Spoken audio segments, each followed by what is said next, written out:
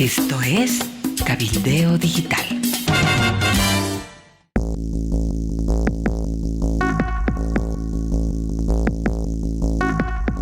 Hola, ¿qué tal? Bienvenidos. Aquí comienzan las noticias de último momento. Tendremos dos bloques con muchas noticias cada uno. El primero es el acuerdo en el Tribunal Electoral. Todos menos Evo. Amenazas de salir a la calle, de bloquear para defender las primarias cuando todos estamos contra las primarias. El segundo tema tiene que ver con derechos humanos. 278 presos políticos en Bolivia. Porcentualmente es una cifra récord, una cifra de vergüenza.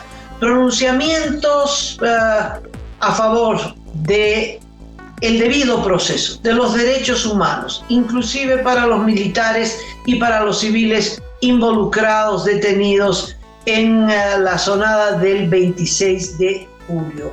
Versiones sobre autogolpe y la defensa de Arce diciendo que las redes sociales son las responsables de esta versión. Esto y mucho más en los próximos minutos. Cacho Herrera, ¿cómo estás? ¿Cómo te ha ido? ¿Qué impresión te dio lo ocurrido en el Tribunal Electoral? Hola Amalia, hola amigos del planeta. La cumbre, el encuentro multipartidario e interinstitucional que se produjo ayer en ambientes del Tribunal Supremo Electoral tuvo de todo. Violencia entre facciones arcistas y evistas en la Plaza Baroa, pedradas, le alcanzó al alcalde que apareció en medio de la trifulca a pedir que no se dañen el ornato público. Mala organización, la verdad hay que decirlo, del Tribunal Supremo Electoral en cuanto a la cobertura que se tenía que realizar del evento. Hicieron la cumbre, la reunión en los jardines del Tribunal Supremo Electoral y los periodistas fueron llevados a un ambiente cerrado, donde generalmente se realizan las reuniones de sala plena del Tribunal Supremo Electoral. Entonces era como una especie de cine pequeño, tenía una pantalla, el audio llegaba con retardo, hay toda una complicación para quienes hacen la cobertura de calle, ¿no? Entran en crisis cuando ocurren estas cosas. Las posturas políticas de Evo Morales, de Zvonko Matković, que le dijo que estaba frente a su carcelero, cambios de opinión porque entraron con una posición, salieron con otra, el Tribunal Supremo Electoral que manejó medianamente bien las cosas, el presidente que no fue, envió a la ministra de la presidencia, muchas cosas, Amalia, realmente muchas cosas por donde ver el asunto. Y bueno, lo final es que se ha decidido mayoritariamente que no hayan las elecciones primarias. De hecho, el vocal electoral Gustavo Ávila, que ha sido nombrado por el presidente Luis Arce, ha señalado esta mañana a la Red 1 que hoy van a enviar el proyecto de ley pidiendo la suspensión de las primarias para las elecciones generales. Entonces, esto también se va a aplicar seguramente a las elecciones que vengan después en el curso de los próximos eventos electorales. Entonces, se va a enviar este proyecto ya nomás a la Asamblea Legislativa, donde va a empezar otro capítulo, Amalia, porque una cosa es lo que ocurrió ayer en el Tribunal Supremo Electoral y otra es lo que va a ocurrir en la Asamblea, donde ahí ya hay correlación de fuerzas, ahí hay negociaciones, pulsetas. Entonces, esto todavía no ha acabado.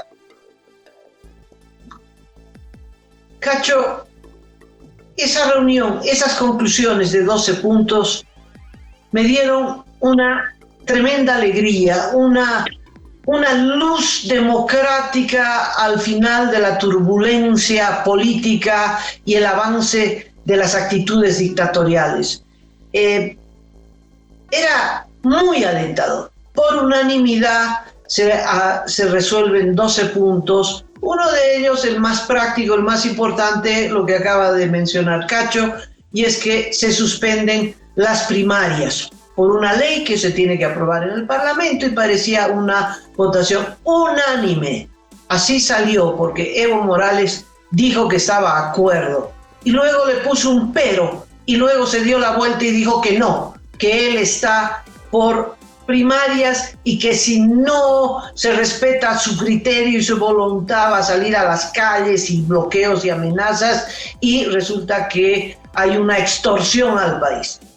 O le damos el gusto a Evo Morales o Evo Morales incendia el país otra vez. Bueno, había esa alegría porque los puntos son muy importantes. Garantía de elecciones democráticas, las resoluciones hacen referencia al padrón electoral, a las garantías democráticas de las elecciones. Esto firmado por la representante del gobierno era muy importante. Cacho, no sé si podríamos leer uno o dos artículos de esa resolución de 12 puntos que te parezcan más importantes.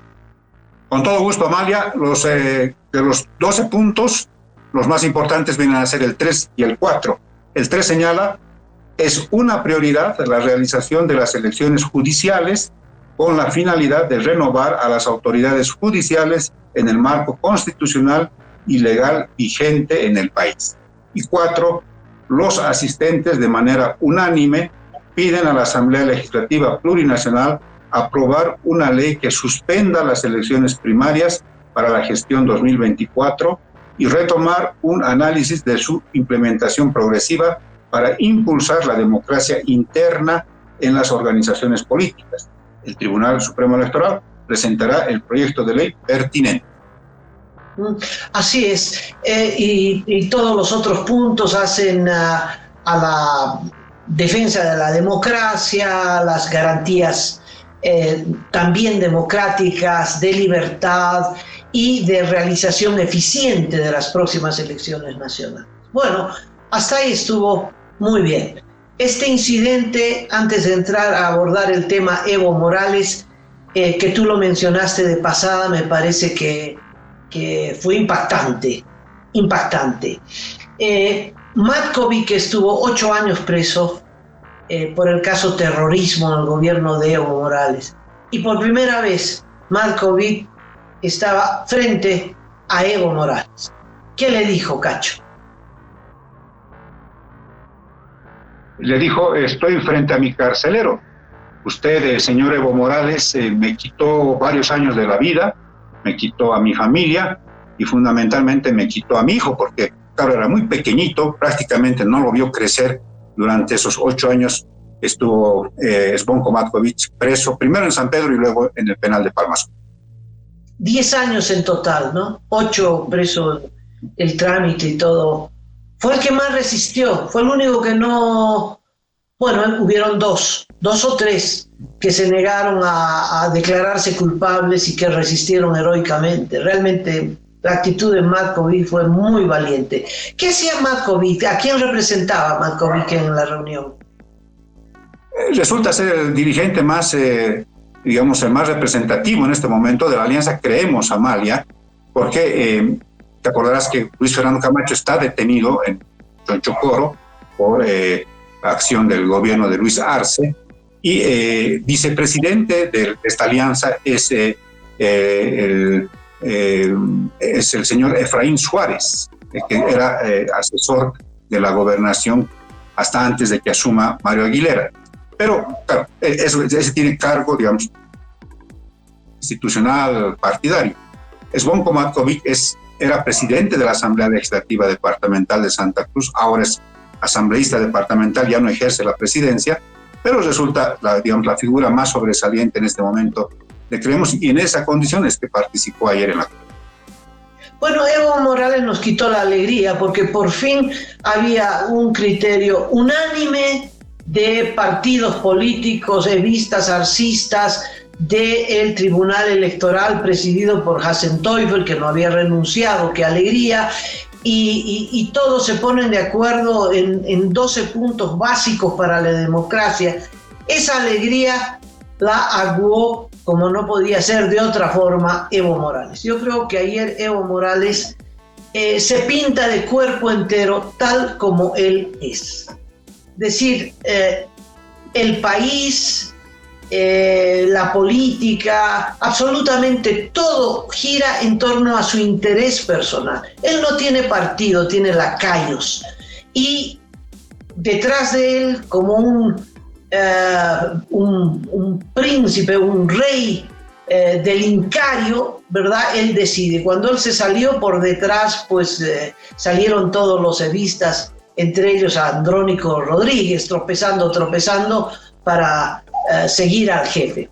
¿Qué dice Evo Morales? Bueno, primero dijo, sí, eliminamos las primarias, pero el pero de Evo Morales consistía en que el Tribunal Electoral pues lo reconozca, lo habilite como candidato.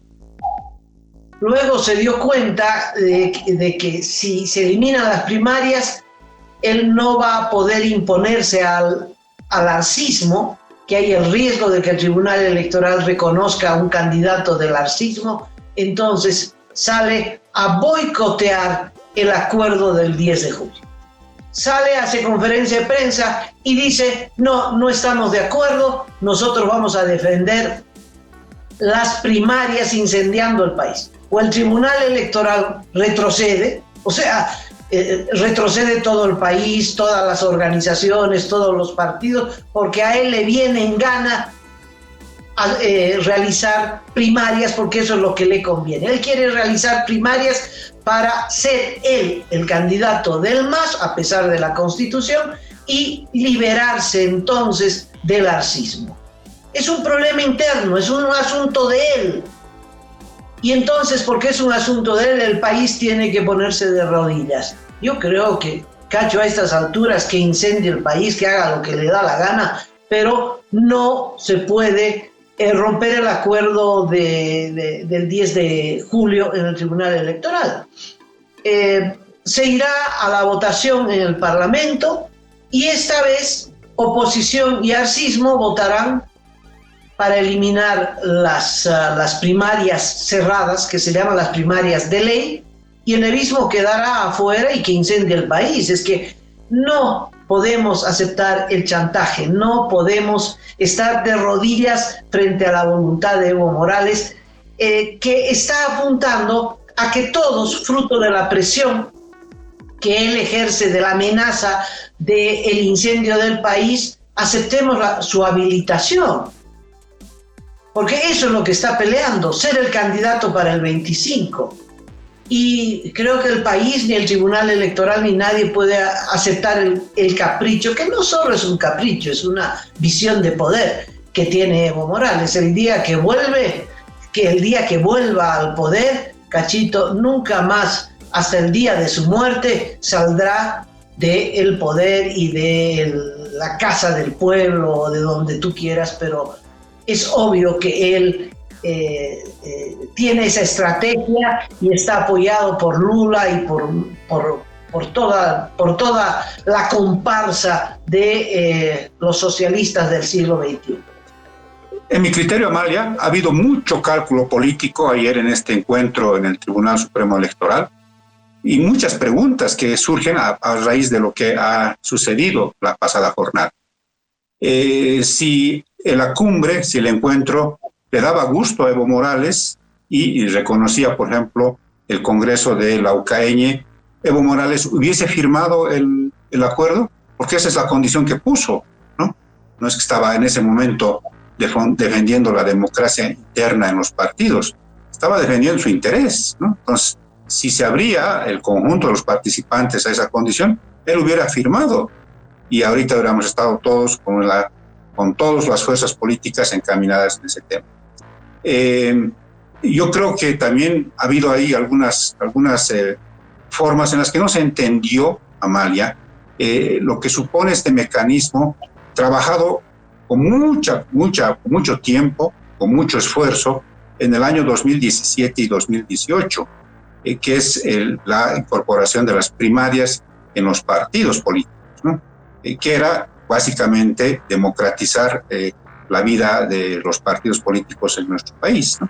Entonces, el primero en que se pasó por el forro este mecanismo institucional partidario fue el propio MAS, porque Evo Morales, en 2019, no se sometió a ninguna primaria. Él dijo, yo soy candidato y punto final, no hay discusión. Y lo mismo sucedió, Amalia, con los otros partidos. No hubo compulsa interna. Dijeron todos los líderes, yo voy a ser candidato y no se habla más del tema. Y entonces así va a ser la cosa. Y así fue. Entonces yo veo que ha habido también cambios de opinión. Yo me pregunto, Amalia, ¿qué motivó el cambio o al final la concesión, por ejemplo, de Carlos Mesa para no pelearla más su propuesta de primarias abiertas competitivas? Supuestamente es para darle más valor y habilidad a las elecciones judiciales. Y ahí surge otra gran pregunta. ¿Hay garantía de que se realicen las judiciales en nuestro país? Mira, es tan casual las cosas, entre comillas. Ayer han vuelto a frenar el proceso de selección, incluso con una advertencia, una amenaza de estos jueces de que les van a congelar las cuentas a los miembros de la Comisión Mixta de Constitución y les van a debitar de sus cuentas 5,000 bolivianos diarios por multas. Entonces, va a haber, hay así una plena garantía de que van a haber las elecciones judiciales este año.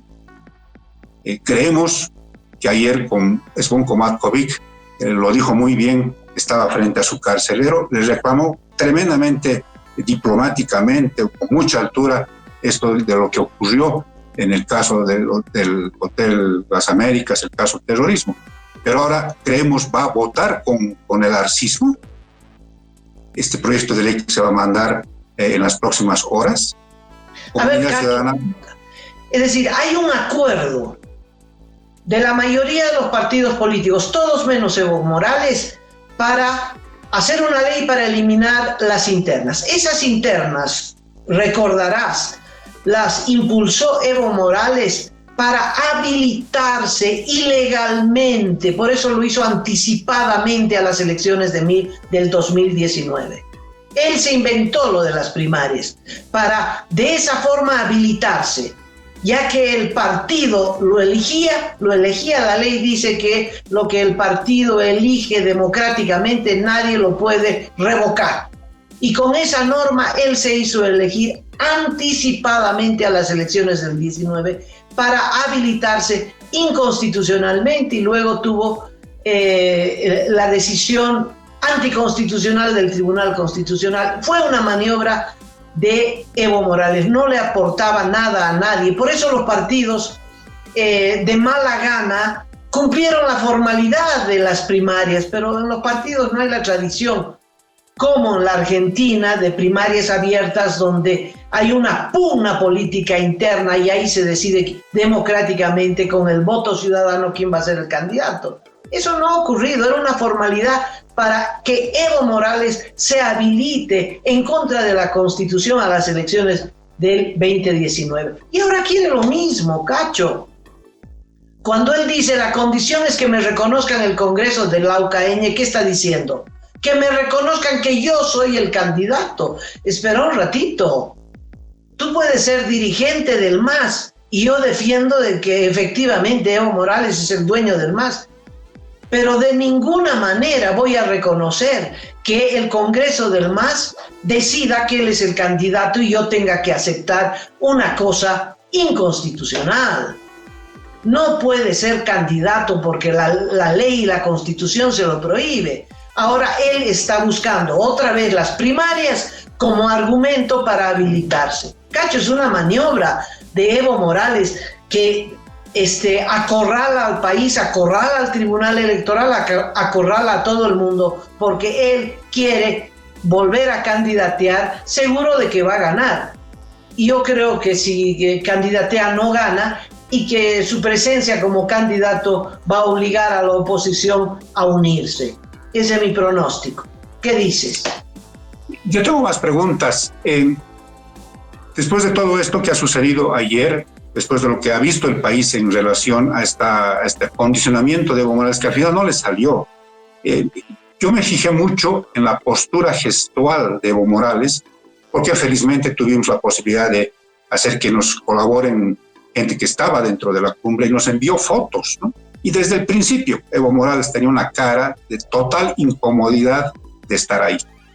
Y después ya en las imágenes que difundieron los medios de comunicación, sobre todo las redes de televisión, se veía un Evo Morales totalmente incómodo, una cara y un ceño fruncidos, ¿no? O sea, realmente no era su lugar.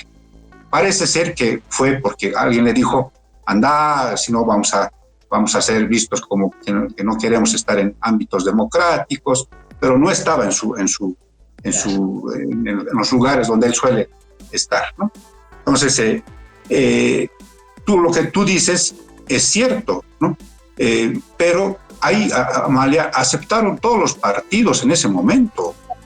Te hablo de demócratas, de Unidad Nacional, del FRI, que tiene personalidad jurídica, de organizaciones políticas de alcance departamental. En el 17 y 18 se trabajó esto con mucho tiempo. Hubo debates, hubo foros, la presidencia en ese momento la ejercía José Luis Exeni. Se trabajó. Si en ese momento se hubiera visto que era un mecanismo que era para solamente la reelección de Evo Morales, quizás hubiera saltado. Tú no te acordarás de ninguna noticia de cuestionamiento a las primarias, porque todo el mundo estuvo de acuerdo. No coincidimos. Podemos prolongar el debate, pero mi memoria política dice que no fue una ley de consensos. Me parece que estás equivocado, pero vamos a dejarlo ahí. Me parece que fue una imposición de Evo Morales, que gobernaba y manejaba el tribunal electoral y manejaba todo. Él impuso eso al revés. La oposición dijo que era exactamente una maniobra para que Evo Morales se habilite. Pero tenemos recuerdos políticos distintos. Vamos a dejarlo ahí, porque si no prolongamos esto hasta muchas horas. Pero hay un dato. Hasta Unidad Nacional hizo unas primarias. Todos hicieron primarias, Cacho. No, pero Unidad Nacional, Samuel Doria Medina se midió, ¿te acuerdas? Con Jimena Costa, con Rafael Quispe, hicieron campaña por todo el país. O sea, ¿dónde va mi razonamiento, Amal? Que el tema de las primarias es un buen mecanismo interno, partidario, pero que se ha utilizado en función de los intereses de cada quien, del MAS con Evo Morales, del MAS condicionando ahora a través de la cumbre, de la gente que dice ahora suspendamos. Amalia, ¿va a haber primarias fuera de la ley como están planteando los precandidatos después de este mensaje de que quieren suspender las primarias? O sea, yo no entiendo esa parte. Son dos cosas distintas, Cacho, son dos cosas distintas. El mensaje que está dando ley son un formalismo. Lo que hizo Doria Medina era un formalismo. Era porque con sus aliados hizo unas internas para ganar él. Internas hubo en todos los partidos porque fue ley y fue un formalismo. No hubo internas de verdad porque los partidos tienen jefes. En este país no hay esa tradición de que toda la ciudadanía y los simpatizantes, no, porque además la ley circunscribe el voto a los militantes y los partidos son minoritarios, son tiendas muy, muy pequeñas. En fin, Cacho, otra cosa es buscar un candidato único con unas elecciones abiertas, estén o no en la ley. Son dos cosas completamente distintas. Pero el mensaje que estás enviando, Amalia, a la gente, le estás diciendo, suspendan las primarias. Claro que los partidos que van a buscar el candidato único y luego van a salir a la calle a decir, voten para la elección del candidato único en primarias no reconocidas. No sé si me dejo entender. Están, manejando bajo mucho cálculo político este tema, que va a terminar enredando a todos. Y segundo y último apunte. Todas las bancadas están fraccionadas. Todas. Aquí no hay que Comunidad Ciudadana va a definir una posición y sus parlamentarios van a votar por esa posición. Lo mismo en Creemos y lo mismo en el MAS. De hecho, el Senado controla a Andrónico Rodríguez, que es evista. ¿Qué va a hacer Andrónico Rodríguez? ¿Va a viabilizar esta ley? ¿La va a frenar? ¿Va a actuar, a la sombra de Evo Morales o se va a diferenciar y va a votar o va a dejar que discurra el trámite y que la mayoría de los senadores definan este tema? O sea, son muchas preguntas, ¿no? Yo creo que hay mucho cálculo y muchas preguntas que se abren a partir de lo ocurrido ayer. Sí, el Tribunal Electoral va a hacer llegar la ley al Parlamento, Cacho, y veremos en el Parlamento cómo se aprueba. Pero creo que es urgente suspender estas elecciones primarias. Te recordarás que en la anterior convocatoria electoral también se suspendieron las primarias, porque estas primarias, tal como están diseñadas, no aportan nada, ni a los partidos ni a la ciudadanía. Esas elecciones primarias tienen que reformularse. Es evidente que la nueva ley que presentó, el nuevo proyecto que presentó Comunidad Ciudadana, es una versión más importante porque participa la ciudadanía entera en la elección de los candidatos de cada partido. Pero eso no se considerará porque no hay tiempo, Cacho, no hay tiempo para primarias. O nos jugamos a las primarias que no aportan nada y dejamos a los prorrogados hasta el año 27 o más. Yo creo que hay que ir por las elecciones judiciales y hay que hacer algo para frenar a estos jueces prorrogados o agentes de los prorrogados que están saboteando la discusión de las primarias en el Parlamento. Esto que tú has mencionado es terrible. Unos vocales jueces de el Beni han decidido que como no han suspendido en la Comisión de Constitución, no han suspendido la elección de los candidatos judiciales, entonces por no haber acatado su orden resulta que los van a sancionar. Ya les congelaron las cuentas, ya les quitaron 5.000 bolivianos por día. Te imaginarás que cuando le tocan el bolsillo a alguien, todos los de la comisión se retiraron y están paralizadas. Algo hay que hacer, algo hay que hacer, ¿me entiendes? Esa es una batalla enorme, pero hay que ir por las elecciones judiciales. Estamos a medio año, tal vez alcance el tiempo para esas elecciones judiciales, pero queda claro que primarias y judiciales no se pueden hacer este año. Sí, eso está claro. Esa es la discusión. ¿Qué priorizamos? Sí, Amalia, sí. Veamos cómo discurre el asunto con un detalle que no es menor. Que la ley tiene que ser aprobada, la ley de suspensión de las primarias, hasta fines de este julio. Porque el cronograma electoral empieza en agosto. Si se retrasa mucho, otra vez en otro lío. Y ahí empiezan ya a tambalear la posibilidad de las judiciales, Amalia, en el país. Bueno, veamos qué es lo que ocurre con este tema y con estas preguntas. Cambiemos de tema, Amalia, porque vamos al tema de los derechos humanos. Se ha conocido un último informe de Global Human Rights. Tú tienes los datos, Amalia. El dato más importante es que esta organización internacional ha revisado, está un informe, fotografía con fotografía, espero no equivocarme en la cifra, 278 presos políticos en el país. Esta es una acusación directa, es el dedo acusador contra el gobierno de Arce Catacora. Yo creo que yo le agradezco a esta organización de volver a poner en el tapete nacional e internacional esta acusación. Aquí se están violando los derechos humanos y lo vemos todos los días, Cacho, lo vemos todos los días. Y vamos al panorama práctico. En la madrugada, Aníbal Aguilar, que no había pasado a depender no había sido remitido ni a un hospital ni a una cárcel, en fin, sigue en las celdas policiales, casi se muere, Cacho, casi se muere. Es muy grave, realmente esto es desastroso, es la expresión más gráfica de la decadencia del sistema judicial y de los aparatos represivos del Estado. Te voy a hacer una comparación que me parece a mí tremendamente gráfica. Lo presentaron a Aníbal Aguilar Gómez como el ideólogo de la sonada militar del 26 de junio, cuando él era en ese momento asesor del Ministerio de Defensa. porque lo desvinculan el 27, un día después. Y lo presentan junto con otros militares, también lo presentaron al general Juan José Zúñiga, y se ha vuelto ya una costumbre terrible el presentar de la manera más grosera a personas ya casi condenadas.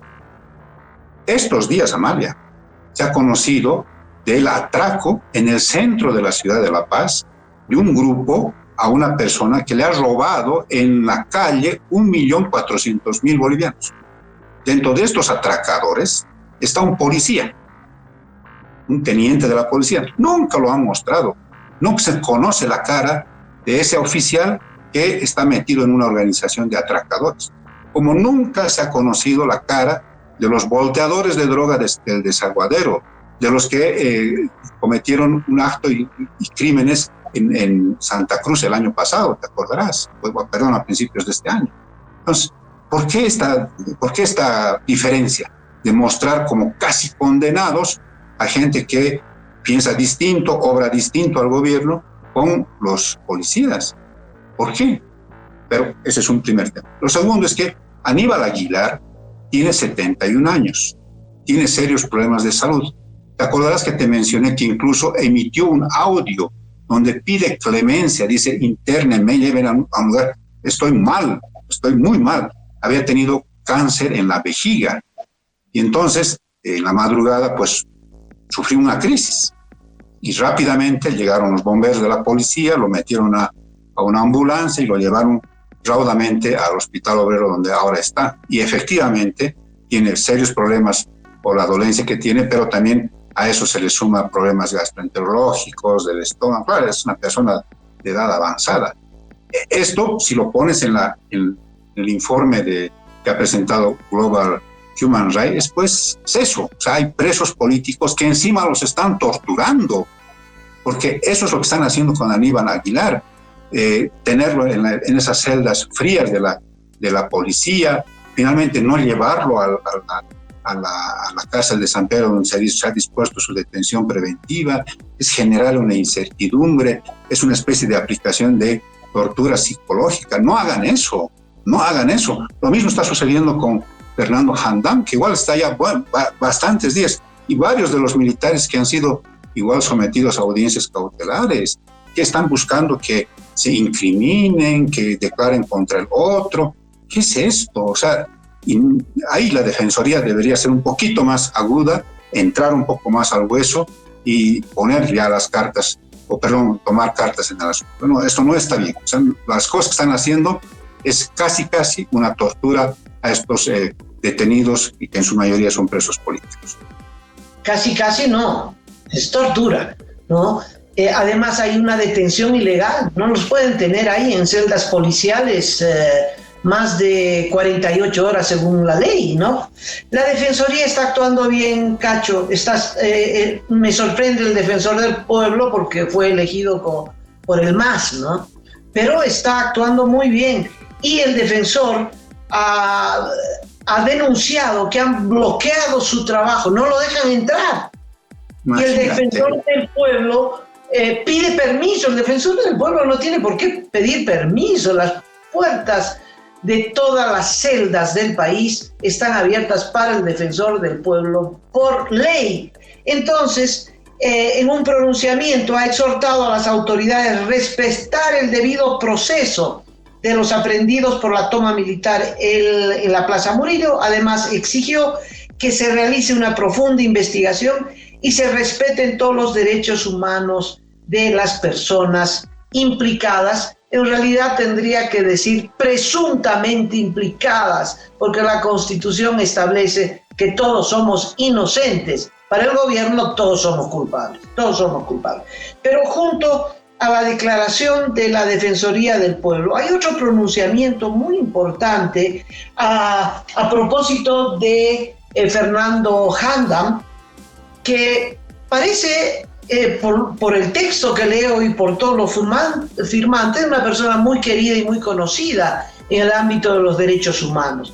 Es un pronunciamiento firmado por Observatorio de Derechos Humanos, Comunidad de Derechos Humanos, CLADEM, construir colectivo de derechos humanos, Oficina Jurídica de la Mujer, Fundación Debido Proceso, Fundación Esperanza, CEDIM, Casa de la Mujer, Coordinadora de la Mujer, y una veintena de personalidades de la defensa de los derechos humanos.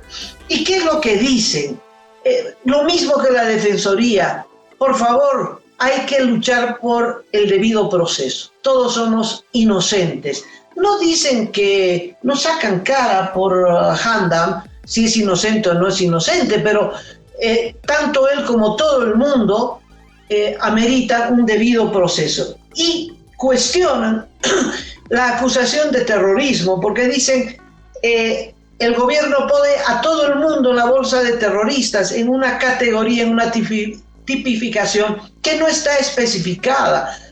Te tropiezas en la calle terrorista, y entonces piden todas estas organizaciones, ¿verdad?, que se cumpla la recomendación de la CIDH, que la lanzó en marzo del año 2022, donde el gobierno se compromete a adecuar el tipo penal de terrorismo conforme al principio de legalidad y a los estándares internacionales.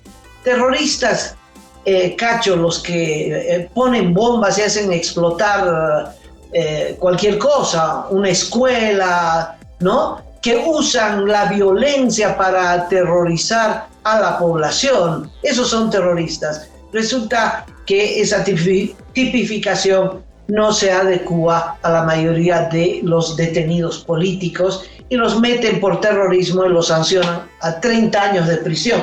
Entonces, me parece muy importante, muy alentador que la gente no se hubiese amedrentado y que se exija el debido proceso para todo el mundo. Debido proceso que no tuvo Yanine Áñez, por ejemplo, que no tiene Luis Fernando Camacho, que no tiene Pumari, debido proceso.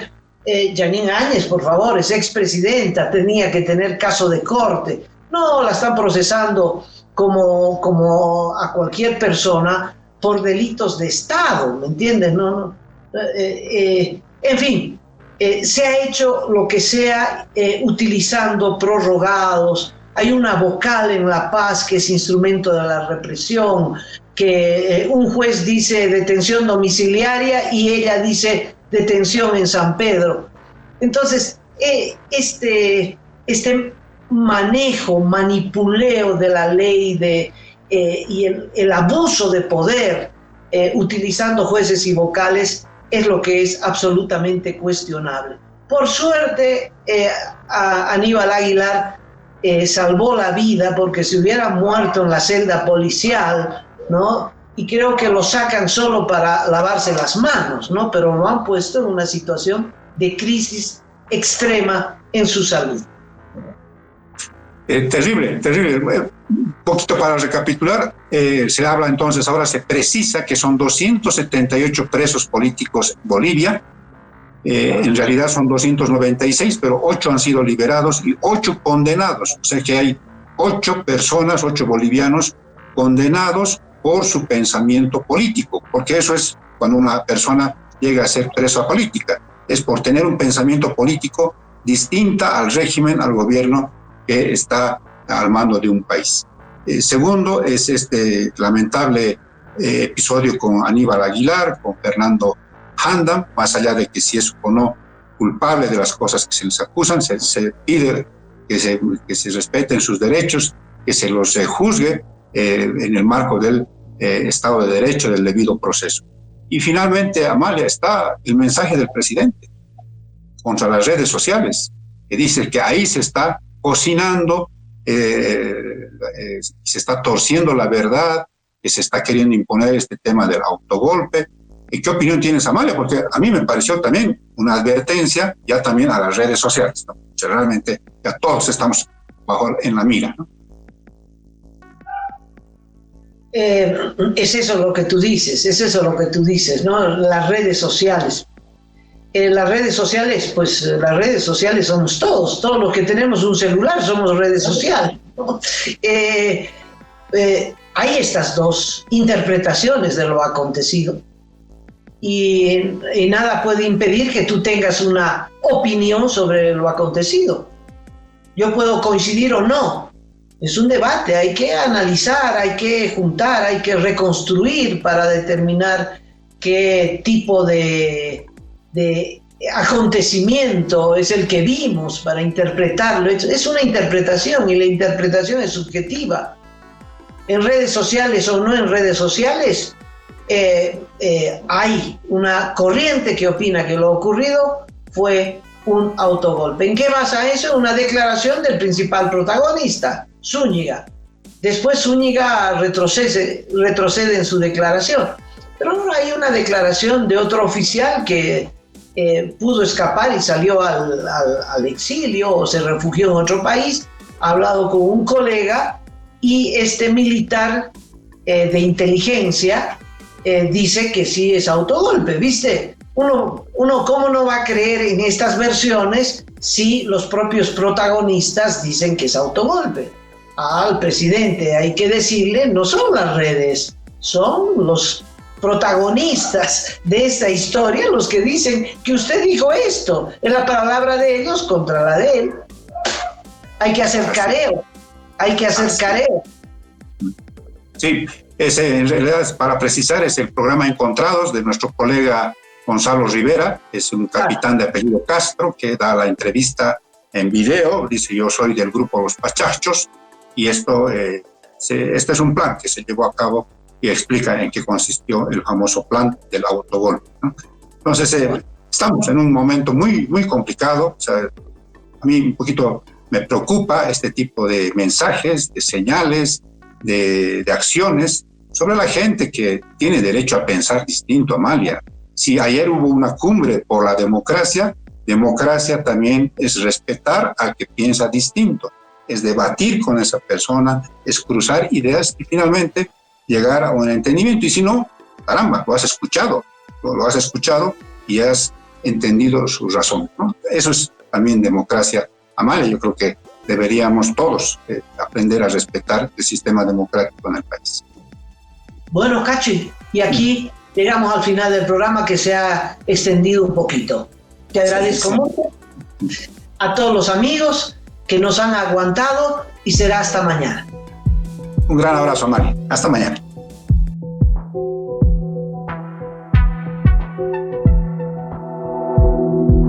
Aporta a Cabildeo Digital y apoya al periodismo independiente.